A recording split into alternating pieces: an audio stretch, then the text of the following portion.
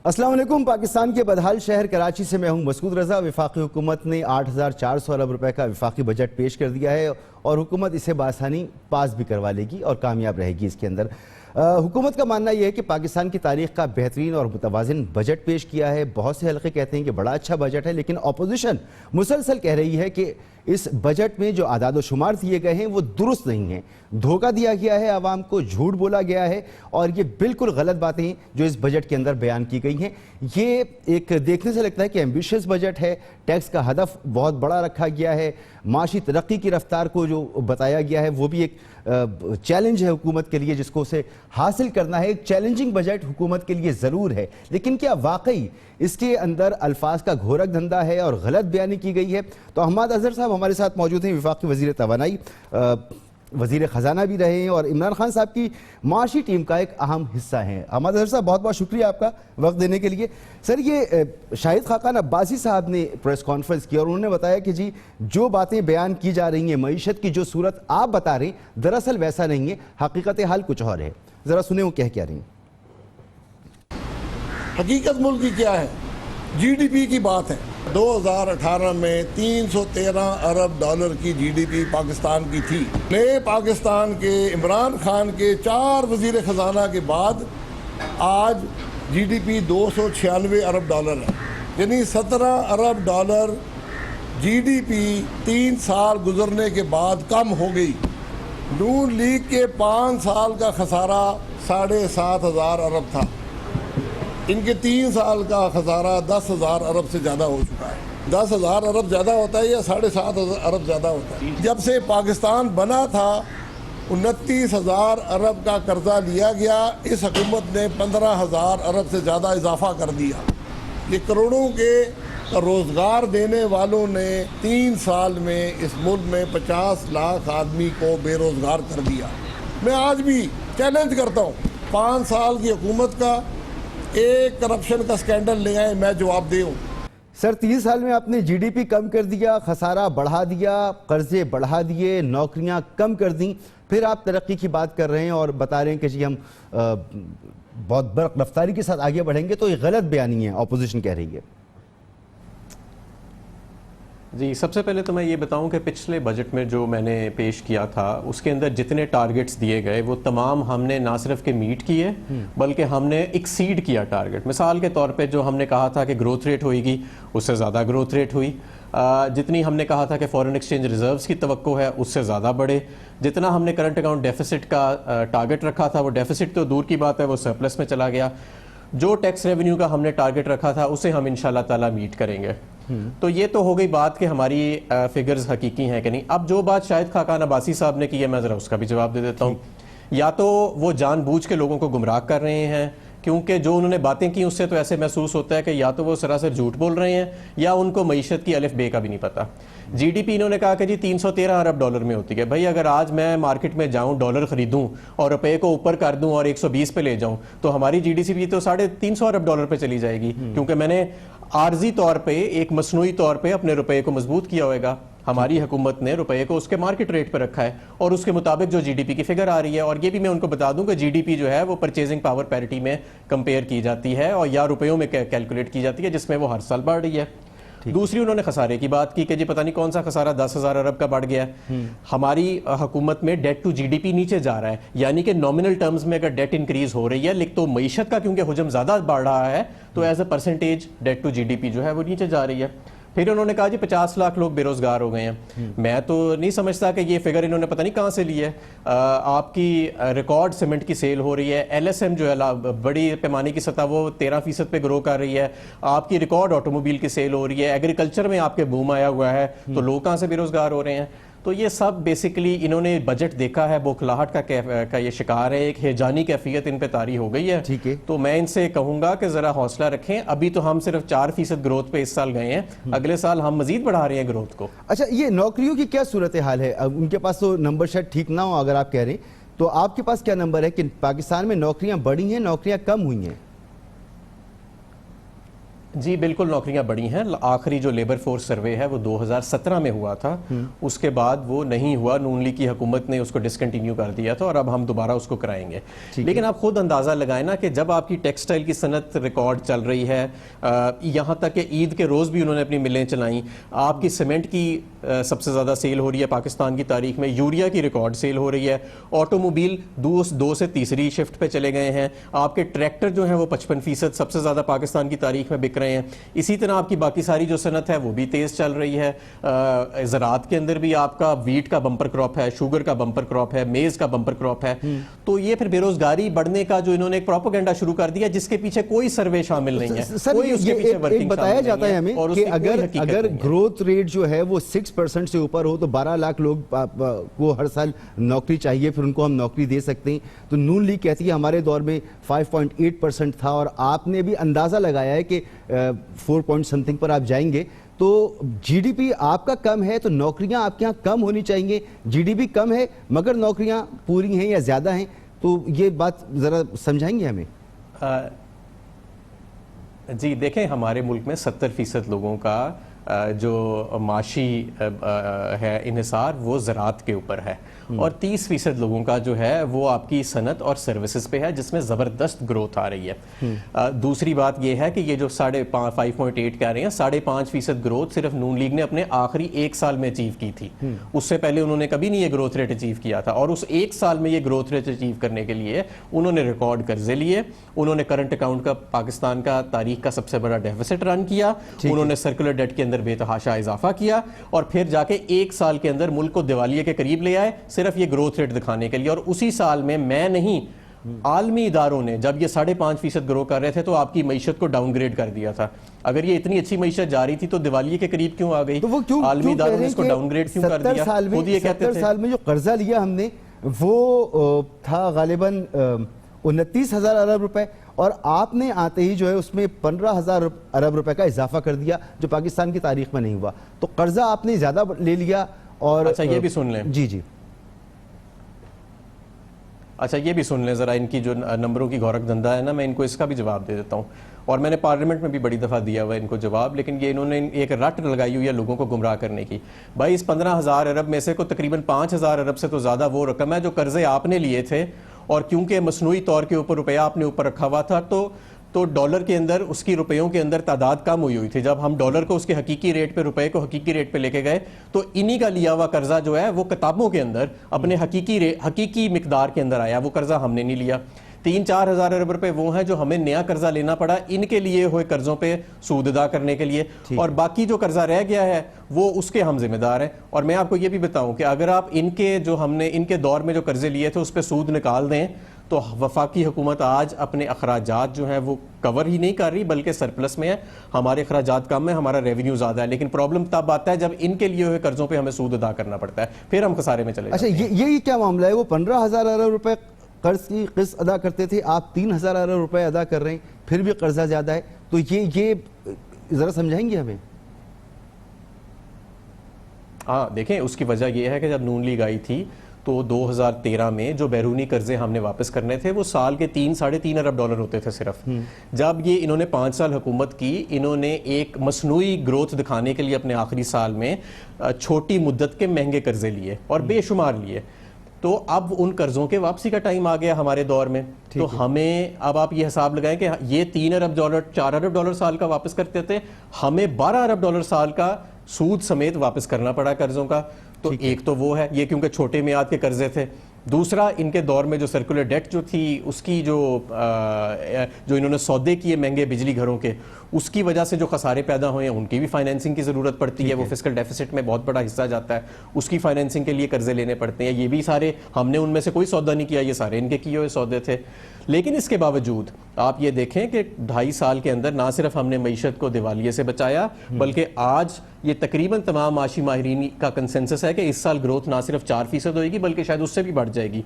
और अगले साल का हमने टारगेट 5 साल और 2023 का हमने 6% ग्रोथ रखा है, जो कि इंशाल्लाह एक रिकॉर्ड ग्रोथ होगी। और ये इस चीज़ के बावजूद है कि आपका करंट अकाउंट डेफिसिट सरप्लस में है। ये तो ग्रोथ जब बढ़ाते थे तो अपना बैरूनी खसारे में ले जाते थे, हमारा खसारे में नहीं गया, हमारा सरप्लस में है। अच्छा, अल्लाह अल्लाह करे कि आप अपना टारगेट अचीव कर सकें। मैं अगर कंक्लूड करूं इसको तो क्योंकि डॉलर को उन्होंने मसनूई तौर पे रोका हुआ था, इसलिए कर्जे बढ़े, आपने क्योंकि उसको असल उसकी वैल्यू पर लेकर आए, फिर उन्होंने शॉर्ट टर्म कर्जे लिए थे, आपको ज़्यादा वापस करना पड़ा, इसलिए आपको मसाइल का सामना करना पड़ा। बिजली के जो मंसूबे थे उसमें इन्होंने जो है वो सही फैसले नहीं किए, ये सारी प्रॉब्लम्स थी। अब आपने इसको खासी हद तक जो है वो ठीक कर लिया है। सर, ये करंट अकाउंट डेफिसिट की जो आप बात कर रहे हैं कि आप सरप्लस में, तो ये तो अपोजिशन बता रही है कि इस वक्त 23 अरब या 30 अरब के खसारे में दोबारा चला गया है, क्योंकि ग्रोथ बढ़ रही है और हमारी जो इंडस्ट्री है वो इंपोर्ट बेस है, तो इंपोर्ट बढ़ गई है और अब एक्सपोर्ट होने लगी है, तो ये मसाइल फिर पैदा हो गए इसके अंदर। आप कह रहे हैं सरप्लस है, ये कह रहे हैं कि नहीं सरप्लस नहीं है। देख नहीं, करंट अकाउंट डेफिसिट आपका तकरीबन $800 मिलियन सरप्लस के अंदर है, जो लेटेस्ट फिगर आई है मई की और सर जून की। दूसरी बात मैं आपको ये भी बताऊं कि ना सिर्फ कि हमारा करंट अकाउंट डेफिसिट सरप्लस के अंदर है, हमारे फॉरेन एक्सचेंज रिजर्व्स भी बढ़ रहे हैं। इनके दौर में क्या था कि खसारा भी $20 अरब का था और फॉरेन एक्सचेंज रिजर्व्स आखिरी 17 महीने में आधे हो गए, इस चीज़ के बावजूद कि इन्होंने रिकॉर्ड कर्जा भी लिया बैरूनी तौर पे, तो हर जगह से मार पड़ रही थी उस एक साल की ग्रोथ को दिखाने के लिए। अब हमारी ये कोशिश है कि हम एक सस्टेनेबल ग्रोथ लेके आएँ, यानी ऐसी ग्रोथ जो खसारों के सर पे ना खड़ी हो। करंट अकाउंट डेफिसिट अगर थोड़ा बढ़ता भी है तो अगर आपके फॉरेन एक्सचेंज रिजर्व्स भी साथ बढ़ रहे हैं या उसका कवर आपके पास मौजूद है तो आप उसको कवर कर लेते हैं। लेकिन ये जो हमें मईशत छोड़ के गए उसमें करंट अकाउंट डेफिसिट भी रिकॉर्ड की पाकिस्तान की तारीख की बुलंद तरीन सतह पे था और फॉरेन एक्सचेंज रिजर्व्स भी खत्म हो चुके थे कि उसको कवर किया जा सके। तो अब इस वक्त आप देखेंगे एक तरफ सरप्लस भी चल रहा है और दूसरी तरफ फॉरेन एक्सचेंज रिजर्व्स भी बढ़ रहे हैं और जो बैरूनी कर्जा है उसके बढ़ने की रफ्तार 6 साल की सुस्त तरीन सतह पे आ चुकी है। डेट टू जीडीपी भी आपका कम हो रहा है। तो मैं तो नहीं समझता कि कोई भी ऐसा इंडिकेटर है कि जिसपे इनको एतराज करना चाहिए या आधा डेटा प्रेजेंट करके या सिलेक्टिव डेटा प्रेजेंट करके लोगों को गुमराह करना चाहिए, या तो ये जानबूझ के हो रहा है या इनको की तरफ नहीं जाना है। मेरे पास सामने कुछ खबरें मौजूद हैं पिछले चंद महीनों से लेकर अब तक की, और उसमें तो ये बताया जा रहा है कि करंट अकाउंट डेफिसिट जो है वो हमारा दोबारा। प्रोग्राम में आपको एक बार फिर खुशामदीद। हमाद अज़हर साहब, ब्रेक से पहले मैं ट्रेड डेफिसिट की बात कर रहा था, करंट अकाउंट डेफिसिट की बात कर रहा था। मेरे ख्याल में इस्तेलाह ठीक कर लेनी चाहिए। ट्रेड डेफिसिट जो है उसमें मसाइल मौजूद हैं, वो फिर से बढ़ गया है और अपोजिशन कह रही है कि इस बात को आप छुपा रहे हैं और इसको बता नहीं रहे, और करंट अकाउंट डेफिसिट की आप बात कर रहे हैं, वो ठीक है, वो सरप्लस में होगा, लेकिन ट्रेड डेफिसिट मौजूद है जो मईशत के लिए प्रॉब्लमेटिक है। क्या ये ठीक बात है? देखें, आपके 3-4 अकाउंट्स होते हैं, एक आपका ट्रेड अकाउंट होता है, एक आपका करंट अकाउंट होता है और एक आपका कैपिटल अकाउंट होता है। देखा करंट अकाउंट को जाता है क्योंकि इन दोनों अकाउंट्स का जो सम है, नेट टोटल है, वो करंट अकाउंट के अंदर रिफ्लेक्ट करता है। करंट अकाउंट का फॉर्मूला होता है import minus exports plus remittances plus aid. ठीक, तो वो हमारा सरप्लस में। इसका मतलब ये है कि जितना भी ट्रेड का खसारा हो रहा है आपको उसकी फाइनेंसिंग की जरूरत नहीं पड़ रही क्योंकि आपका करंट अकाउंट सरप्लस में है। ना आपको उसको फाइनेंस करने के लिए कर्जा लेना पड़ रहा है, ना आपको अपने फॉरेन एक्सचेंज रिजर्व्स यूज करना पड़ रहे हैं।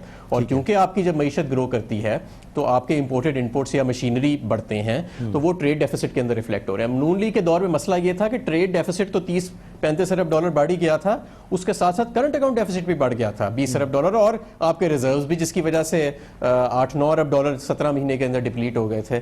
तो हमारे टाइम के ऊपर रिजर्व्स भी बढ़ रहे हैं, करंट अकाउंट भी सरप्लस में है, इसलिए वो ट्रेड का जो खसारा है वो कवर होता जा रहा है। ठीक है। अब जो ये तरक्की के अहदाफ हैं, इनको हासिल करने के लिए आपके ऊपर बड़ी अहम जिम्मेदारी है। आपके पास वजारत तवानाई की वजारत है और पेट्रोलियम मसनूआत जो हैं उनकी कीमतों में इजाफा मुतवक्के है, IMF की शराइत भी हैं, ये मसला आएगा। गैस का बहरान, अभी भी कराची में CNG स्टेशंस बंद हैं, फैक्ट्रियों को नहीं मिल रही गैस, तो ये प्रॉब्लम मौजूद है। एक तरफ तवानाई का बहरान है, दूसरी तरफ इंडस्ट्रियल ग्रोथ, तो ये कैसे होगा? देखिए, हुआ ये कि हमने बहुत ज़्यादा प्लांट्स लगा लिए गैस के ऊपर बेस्ड, और उन सारे पावर जनरेशन गैस प्लांट्स को एक वक्त में चलाया नहीं जा सकता क्योंकि आपके लोकल गैस के रिजर्व्स डिप्लीट हो गए हैं। पिछले 10-20 साल के अंदर एक्सप्लोरेशन एग्रेसिवली नहीं हुई, और दूसरा आपकी जो इम्पोर्टेड LNG है उसको सिर्फ हम 1200 MMBTU पंप कर सकते हैं सिस्टम में, इससे ज़्यादा ना स्टोर कर सकते हैं ना पंप कर सकते हैं। तो इस वक्त हम वो कर रहे हैं, हम अपनी पूरी जो लिमिट है ट्रांसफ़र करने की गैस उस पर हम हैं, लेकिन उसकी वजह से प्रॉब्लम आ रहा है। अब जाहिर है कि पावर सेक्टर जो है उसमें बहुत ज़्यादा बिगाड़ है और उसमें बहुत काम की ज़रूरत है। ट्रांसमिशन लाइंस जो हैं हमने पिछले 3 साल में उस पर 80 अरब रुपया खर्च किया है। इस साल इंशाल्लाह जो साल आगे जा रहा है हमारा टारगेट है कि हम 1 साल में 100 अरब रुपए से इसे अपग्रेड करेंगे ताकि बिजली ट्रांसमिट करने की जो कैपेसिटी है हमारी वो भी बढ़ सके। और गैस के अंदर हम एक बहुत एग्रेसिव एक्सप्लोरेशन का निज़ाम लेके आ रहे हैं ताकि हमारे अपने लोकल रिजर्व्स जो हैं गैस के वो जो डिप्लीट हुए हैं वो चंद साल के बाद 5 साल 6 साल जब क्योंकि एक्सप्लोरेशन को भी टाइम लगता है रिटर्न्स देने में, तो हम इस पोजीशन में आए कि वो दोबारा रिवाइव हो गए हो। तो ये आपकी बात ठीक है कि ये एक बड़ा सेक्टर है और एक बॉटलनेक है हमारी इकोनॉमी के अंदर, लेकिन हमारी पूरी तवज्जो है इस पर। ठीक है। अच्छा, ये ट्रांसमिशन लाइंस पर आपने पिछले 3 सालों में काम नहीं किया, इसकी क्या वजह है? क्योंकि आप 3 साल में तो इसे अपग्रेड कर सकते थे। हुकूमत में आने के बाद से ही आपको पता था कि ये प्रॉब्लम मौजूद है। और दूसरा मसला ये कि एक तो होता है कि पेट्रोलियम मसनूआत की किल्लत होना, दूसरा है कि महंगा होना। ये कहा जा रहा है कि महंगा है तो फिर इंडस्ट्रियल ग्रोथ और फिर आपके टारगेट्स, ये सब कुछ बड़ा मुश्किल हो जाएगा आपके लिए। क्या ठीक बात है? नहीं, देखें, जो ट्रांसमिशन लाइंस का मैं पहले आपको जवाब दे दूं कि पिछले 3 साल में जितना काम हुआ है वो 80 अरबी रिकॉर्ड था और 4000 मेगावाट हमने ट्रांसमिशन कैपेसिटी में, एक तो जनरेशन कैपेसिटी होती है, एक उसको ट्रांसमिट करने की कैपेसिटी होती है। हमारे मुल्क में जितनी जनरेशन कैपेसिटी है उतनी ट्रांसमिशन कैपेसिटी उससे कम है। तो हमने ट्रांसमिशन कैपेसिटी 4000 मेगावाट पिछले 3 साल में बढ़ाई है और इंशाल्लाह अगले 2 में भी हमारा टारगेट है कि हम इतनी ही बढ़ाएं। और दूसरी, जहाँ तक पेट्रोलियम मसनूआत की बात है, इस वक्त दुनिया में सबसे कम या रुपयों में जो सस्ता तेल है पेट्रोलियम मसनूआत, पेट्रोल और डीजल, वो पाकिस्तान में है। और गैस का भी यही हाल है। लोकल गैस जिस रेट पे हम सप्लाई कर रहे हैं, जो मुल्क जो हमें गैस सप्लाई करते हैं वो भी अपने जो शहरी हैं उनको इतनी सस्ती गैस नहीं देते जितनी पाकिस्तान के अंदर मौजूद है। ठीक है। तो इसके अंदर भी बहरहाल काम होने की ज़रूरत है, लेकिन इस वक्त तो हमने काफ़ी ज़्यादा एक अपनी कमर कस के और बड़े कुर्बानी दे के हमने इसको पेट्रोलियम मसनूआत को सस्ता रखा हुआ है। चलिए, आपने ट्रांसमिशन लाइंस पे भी काम किया, गैस भी आप सस्ती दे रहे हैं, सारी चीज़ें होंगी, फिर ये सर्कुलर डेट का जो मसला है ये काबू से बाहर क्यों है? देखें, सर्कुलर डेट इस वजह से बाहर है कि जो महंगे बिजली के सौदे हुए उस वक्त फीते काटे गए, आज वो रकम वापस करने का टाइम आ गया, या वो प्लांट्स ऑनलाइन जब आते हैं तो उनका मीटर चल पड़ता है। मिसाल के तौर पे कि हम 2013 में जब नून लीग आई तो 183 अरब साल की सिर्फ कैपेसिटी पेमेंट थी। जब ये छोड़ के गए तो ये 450 अरब साल की हो चुकी हुई थी और अब 2023 में इन्हीं के 5 साल में किए हुए सौदों की बदौलत ये 1500 अरब हो जाएगी। ठीक है। तो ये 1500 अरब अब जो कैपेसिटी पेमेंट बढ़ रही है उसकी वजह से सर्कुलर डेट बढ़ रही है, नंबर 1। नंबर 2, मैं आपको ये भी बताना चाहूँगा कि हमारा जो इस साल का टारगेट था सर्कुलर डेट के इजाफे के अंदर कमी लाने का, क्योंकि पहले इजाफे में कमी आएगी फिर स्टॉक में कमी आएगी, वो भी हमने ओवर परफॉर्म किया है। पिछले साल 550 अरब बढ़ी थी सर्कुलर डेट, उस जब नून लीग छोड़ के गई थी तो सालाना 450 अरब बढ़ रही थी। इस साल इंशाल्लाह 200 अरब या 250 अरब सिर्फ बढ़ेगी सर्कुलर डेट। ये इस चीज़ के बावजूद है कि पिछले सालों की बनिस्बत इस साल हमने 400 अरब रुपए इजाफी सर्कुलर डेट अदा की है। फिर भी हमारा सर्कुलर डेट का जो इजाफा है वो 450 से कम होके 200-250 अरब पे आ गया। इसकी वजह ये तो नहीं है कि नून लीग के आखिरी साल में अगर उनका जीडीपी ग्रोथ 5.8% था तो उन्होंने प्लान किया था कि हमारी ग्रोथ किस तरह से हो रही होगी तो हमें बिजली की ज़रूरत कितनी होगी, इसलिए उन्होंने मंसूबे लगाए। आपने आकर बिल्कुल उनकी पॉलिसी के बरखिलाफ काम किया, तो इसलिए ऐसा हुआ है कि ये सर्कुलर डेट का मसला नहीं संभल रहा, जो ये ऑपोजिशन कहती है। मैं वो सवाल आपसे, जितनी नून लीग की आखिरी साल में जितनी नून लीग के आखिरी 1 साल में सिर्फ हाई ग्रोथ थी, अगर उससे 3 गुना ग्रोथ भी कर लें, 3 गुना ग्रोथ, तो 2023 में आपके पास 50% एक्सेस बिजली होएगी। ओके सर, ये पेट्रोलियम मसनूआत की कीमतों में इजाफा नागुज़ीर होगा तो कितना होगा इस माली साल के दौरान? देखें, ये कहना अभी मुश्किल है क्योंकि पेट्रोलियम की कीमतें जो हैं उनके अंदर बहुत ज़्यादा, इंटरनेशनल कीमतों की मैं बात कर रहा हूँ, कि उनके अंदर बहुत ज़्यादा इस वक्त अनसर्टेनिटी है।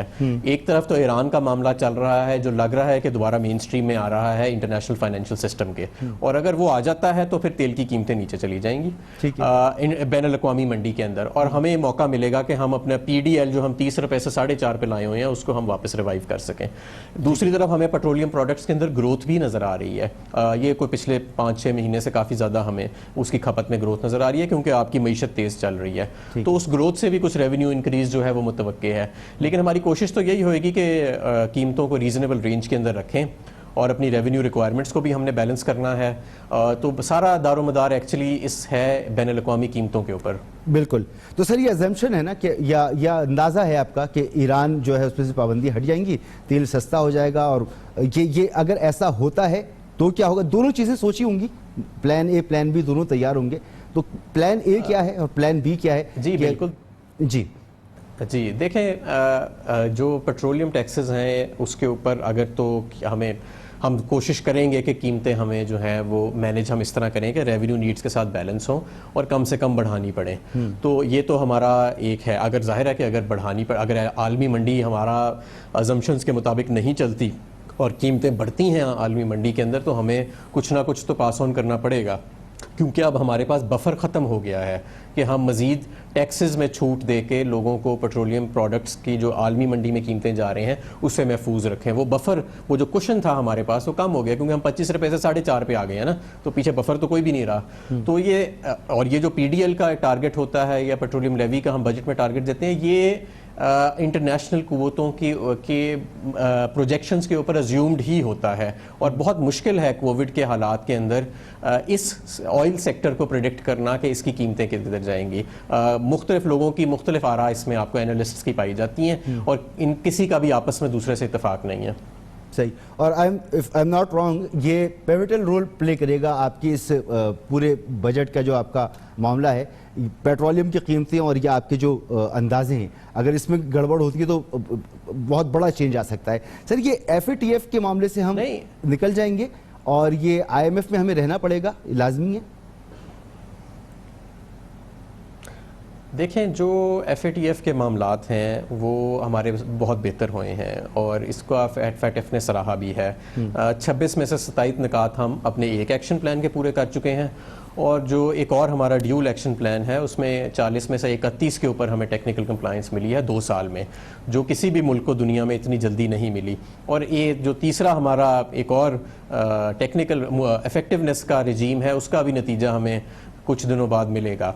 तो ये बात तो तय है, और अल्हम्दुलिल्लाह कि हम ब्लैक लिस्टिंग के ख़तरे से निकल चुके हैं। ठीक है। और अब हम ग्रे से कब निकलेंगे? ग्रे से हम तभी निकलेंगे जब हमारे ये सारे एक्शन प्लान्स कंप्लीट होंगे। इन सारे एक्शन प्लान्स में से जो सबसे मुश्किल एक्शन प्लान था वो 27 निकाती था, जिसमें से हम मैं समझता हूँ 24, सॉरी मैंने गलत आपको कहा, हम 27 में से पूरे कर चुके हैं, और अब उसका नतीजा आना है। तो इंशाअल्लाह ताला मुझे उम्मीद है कि हम मज़ीद भी उसमें पूरे कर चुके होंगे 27 में से। ये सबसे मुश्किल था। उसके बाद एक और एक्शन प्लान है जो थोड़ा लंबा है, लेकिन वो कदरे कम चैलेंजिंग है पहले एक्शन प्लान से। तो FATF के ऊपर तो हमारी बड़ी ज़बरदस्त प्रोग्रेस है, और मैं समझता हूँ कि ब्लैक लिस्टिंग का खतरा टल चुका है। जहाँ तक IMF का सवाल है, IMF के अंदर हम बिल्कुल रहेंगे और हमारी उनसे बातचीत जारी रहेगी, और हम एक अपने तरीके से अब काम करना चाह रहे हैं। लेकिन जो टारगेट्स IMF ने सेट किए हैं, उन्हीं टारगेट्स के ऊपर मुनसर हमारी स्ट्रैटेजी है कि हमने वो टारगेट्स जो हैं वो कैसे अचीव करने हैं। ठीक, बहुत बहुत शुक्रिया आपका जनाब हम्माद अजहर साहब, वज़ीर तवानाई। और आपने सुना कि जो मईशत की सूरत हाल है और बजट के हवाले से जो हुकूमत चाहती है मुल्क की तरक्की कैसे होगी, बजट जो है उस पर इम्प्लीमेंटेशन कैसे होगी, बड़ी ज़बरदस्त तरीके से हम्माद अजहर साहब ने सबके जवाब दिए। एक ब्रेक लेते हैं।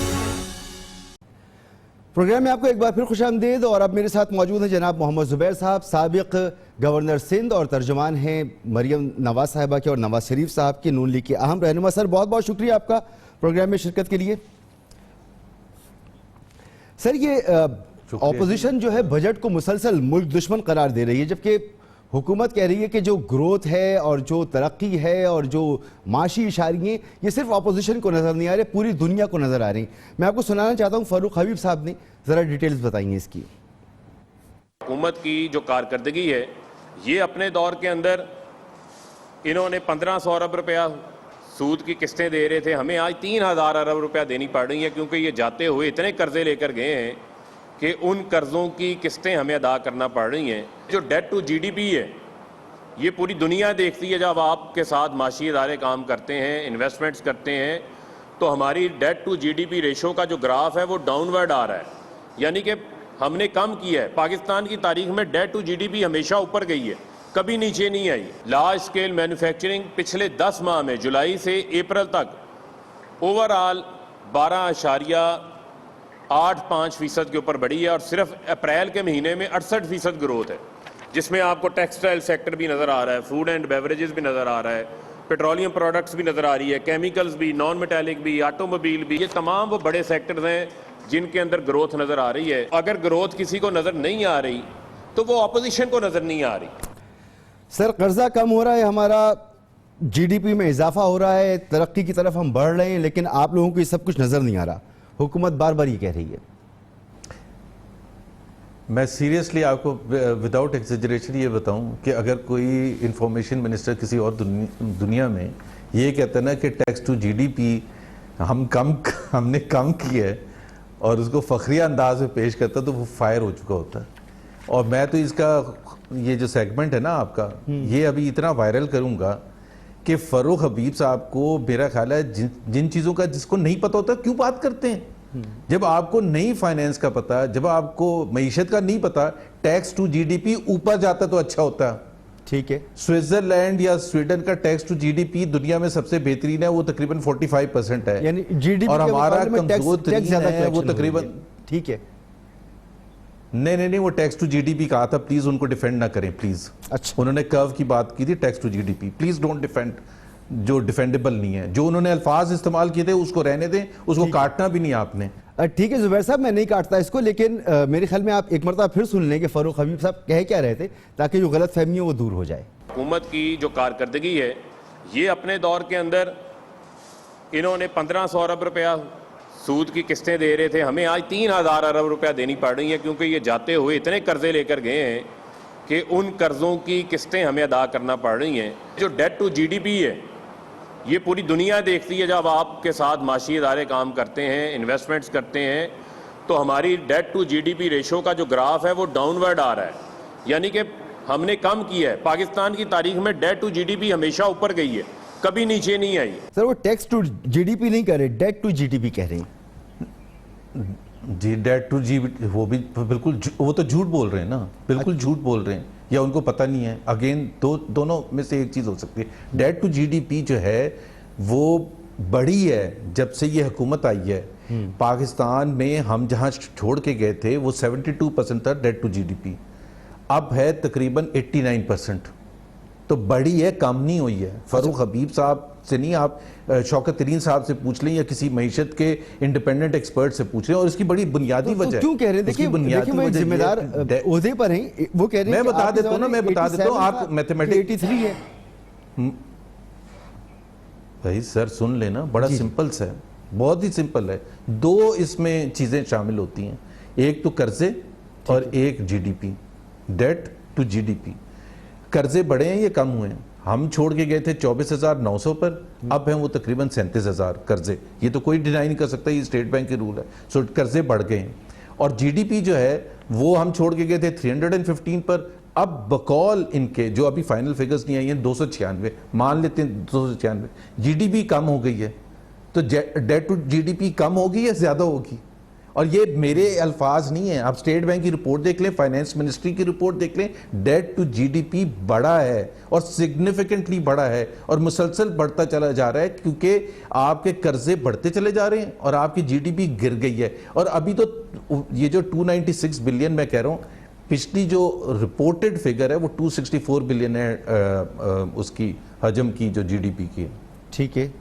अच्छा मोहम्मद जुबैर साहब, ये तो अल्फाज और फिगर्स बहुत सारे इन्वॉल्व हैं। एक आम आदमी के लिए तो यही होता है ना कि उसको हाउस होल्ड जो हैं उसके वो कितने महंगे हैं, उसकी ज़िंदगी में कितनी मुश्किल है, कितनी आसानी है। वाकई आप ठीक कह रहे हैं। इस वक्त अगर बाहर जाते हैं, हम लोग लोगों से बात करते हैं तो लोग परेशानी का इजहार करते हैं। इस सूरत हाल के बावजूद भी ऑपोजिशन अपना किरदार अदा नहीं कर सकी, हुकूमत को वो टफ टाइम नहीं दे सकी, हुकूमत के लिए प्रॉब्लम्स क्रिएट नहीं कर सकी। हुकूमत के कम नंबर्स होने के बावजूद असेंबली में उसके लिए प्रॉब्लम क्रिएट नहीं कर सकी। तो जैसे शेख रशीद साहब कह रहे हैं कि ये बड़ी नालायक ऑपोजिशन है, रिंग पिस्टन इसके बैठे हुए, प्लग में इसके कचरा है। इमरान खान साहब बड़े खुशनसीब आदमी है कि उसे ऐसी ऑपोजिशन मिली है। पाकिस्तान में या दुनिया में कोई भी आम आदमी होता है ना, वो अपना हाउस होल्ड बजट बनाता है और उसमें दो अहम चीज़ें होती हैं, एक उसकी वेजेस होती हैं और एक होते हैं एक्सपेंसेस, जो एसेंशियल आइटम्स हैं, जो उसको बिजली का बिल पे करना है, उसको जो हाउस होल्ड की चीज़ें एसेंशियल खाने पीने की अशिया ख़रीदनी है, सब्जियां ख़रीदनी है, पेट्रोल डलवाना है। जब आपके पिछले 3 साल में again state bank of Pakistan के आदाद शुमार में बता रहा हूँ, वेजेस जिसको रियल वेजेस कहते हैं ना, वो माइनस हुई हैं। माइनस का मतलब ये होता है कि इन्फ्लेशन ज़्यादा रही है और जो इंक्रीज सैलरीज में है वो कम रही है, तो उसको माइनस कहते हैं। 6 से 12% माइनस हुई है रियल वेजेस पिछले 3 साल में। PMLN के 5 साल में वो +4% थी। सो जब आपकी इनकम कम हो रही हो और आपकी इन्फ्लेशन डबल डिजिट हो, तो जब वो उसको हाउस होल्ड का अपना बजट बैलेंस करना है ना, तो वो क्या करेगा? जब वो जाएगा सब्जी लेगा, दालें लेगा, चीनी लेगा, जब वो आटा पहले 35 रुपए का लेता था अब 80 रुपए का लेता है, जब वो चीनी 53 रुपए की लेता था अब 100 से ऊपर की लेता है, और इस बजट के आने के बाद और बढ़ जाएगा, जब वो दूध, सब्जियां, दालें, सब जो चीज़ें महंगी लेता है और उसकी रियल वेजेस कम होगी, तो वो क्या करेगा? वो कट करेगा अपने एक्सपेंसेस को।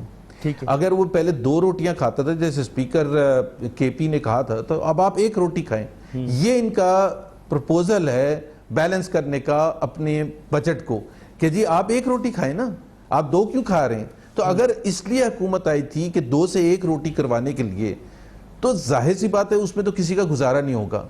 और किसी पाकिस्तानी को, किसी खातून को जो घर चलाती है, किसी मर्द को जो कमाता है, उसको कोई वर्ल्ड बैंक की रिपोर्ट पढ़ने की ज़रूरत ही नहीं है, उसको आदाद शुमार देखने की ज़रूरत ही नहीं है। उसको सिंपल सी बात है कि उसको ये देखना है कि क्या वो घर चला सकता है या नहीं चला सकता, क्या 3 साल पहले उसकी ज़िंदगी आज के मुकाबले में अच्छी थी या ख़राब थी। अगर आप मुझे 100 लोगों में से 10 बता दें कि मिडिल क्लास में, लोअर मिडिल क्लास में या मासेस में, कि 100 में से अगर 10 सिर्फ ये कह दें कि उनकी ज़िंदगी आज ज़्यादा अच्छी है 3 साल के पहले के मुकाबले में, तो हम खुद क्रिटिसाइज करना बंद कर देंगे इस हुकूमत को।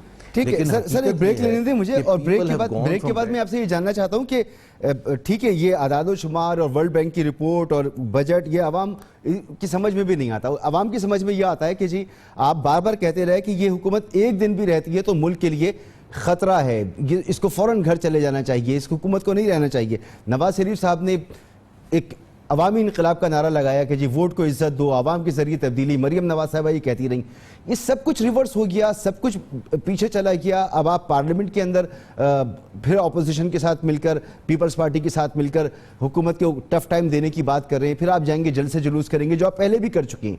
तो सर हुकूमत तो अपनी जगह वैसे ही मौजूद है, नवाज शरीफ बदसूर बाहर हैं, इसकी क्या वजह है? एक ब्रेक के बाद welcome back. Sir Mohammad Zubair sahab, Nawaz शरीफ साहब बदस्तूर मुल्क से बाहर हैं, इलाज के हवाले से उनकी कोई अपडेट नहीं है, हुकूमत मौजूद है, आपने तमाम कोशिशें कर ली, पार्लियामेंट से बाहर गए, फिर पार्लियामेंट के अंदर कोशिश कर रहे हैं, फिर आप जलसे जुलूस करेंगे। एक बेचैनी सी तो ज़रूर आप पैदा कर रहे हैं, एक इर्तियाश तो पैदा ज़रूर कर रहे हैं, लेकिन हुकूमत को इससे कोई नुकसान नहीं है। साफ लग रहा है कि आप सिर्फ अपोजिशन जमातें अपने आप को जिंदा रखने के लिए और 2023 की तैयारी कर रही हैं। इस वक्त से, मौजूदा वक्त से आपकी जद्दोजहद का कोई ताल्लुक नहीं है। देखें, बात ये होती है कि एक हुकूमत है, उसको मुश्किलात में इजाफा अपोजिशन नहीं देती, अवाम देती है। अगर ये बात मान ली जाए, अवाम में बहुत बेचैनी है, नज़र भी आती है, उस बेचैनी को उसको आप चैनलाइज नहीं कर सकते? उससे ज़्यादा बेचैनी वज़ीर आज़म में है ना, वज़ीर आज़म में, कप्तान में सबसे ज़्यादा बेचैनी है। जब वो टीम को बार बार चेंज करते हैं, काट पचाड़ करते हैं, तो उसका क्या, उससे क्या तासुर मिलता है? अगर परफॉर्मेंस अच्छी है तो 4 अगर वजीर खजाना आप चेंज करेंगे, तो इसका मतलब यह है कि आप नहीं है ना सेटिस्फाइड। 5 आपने फॉरेन सेक्रेटरीज चेंज कर चुके हैं, फाइनेंस सेक्रेटरीज चेंज कर चुके हैं, 5 आप FBR के चेयरमैन चेंज कर चुके हैं, 4 BOI के चेयरमैन चेंज कर चुके हैं, 4 इंडस्ट्रीज मिनिस्टर चेंज। तो उसके बाद आप ये कहें कि हम जबरदस्त परफॉर्म कर रहे हैं, तो फिर तो कप्तान को कुछ समझ बूझ नहीं है, या तो वो बार बार अकाड़ पचाड़ करते हैं। सर आखिर में बिल्कुल मुख्तसरन पूछना चाहूँगा, वो जो आप कहते थे कि इस हुकूमत को अब नहीं चलने देंगे, ये हुकूमत घर जाने वाली है, वो बयानिया आपका अब ख़त्म हो चुका है? ये हुकूमत चल रही है, चलती रहेगी? नहीं, बयानिया तो वही है। हमारे से ज़्यादा इम्पोर्टेंट चीज़ जो है वो स्टेक होल्डर जो हैं वो 22 करोड़ पाकिस्तानी हैं। हम अगर चाहें भी कि ये 5 साल पूरे करे, तो क्या 5 साल पूरे करने के लिए पाकिस्तानी अवाम को सुख चैन मिल जाएगा? पाकिस्तानी अवाम के लिए एक दिन भी बोझल है। तो जितनी जल्दी ये हुकूमत जाएगी उतना ज़्यादा अच्छा है, उतना ज़्यादा आसान होगा पाकिस्तानी अवाम के लिए। ठीक, बहुत बहुत शुक्रिया जनाब मोहम्मद ज़ुबैर साहब, सीनियर रहनुमा पाकिस्तान मुस्लिम लीग नून। गुफ्तगू आप सुन रहे थे, तमाम आइनी ऑप्शन इस्तेमाल किए, अपोजिशन का जो किरदार था वो अदा किया, लेकिन अपोजिशन का किरदार तो कुछ सेनेट में भी है जिसकी तरफ बार बार पीपल्स पार्टी इशारा कर रही है। क्या वहाँ तब्दीली लाई जा सकती थी? क्या पंजाब में तब्दीली लाई जा सकती थी? क्या वाकई ये अपोजिशन तब्दीली लाना चाहती भी है या नहीं? ये सवालात अपनी जगह बदस्तूर मौजूद हैं। इजाज़त दीजिए, अल्लाह हाफ़िज़।